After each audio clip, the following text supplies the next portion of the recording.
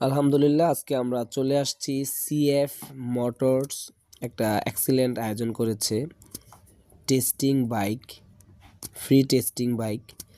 তো আমি টেস্ট করার জন্য চলে আসলাম। আমি যে বাইকটা চালাচ্ছি এটার মূল্য হচ্ছে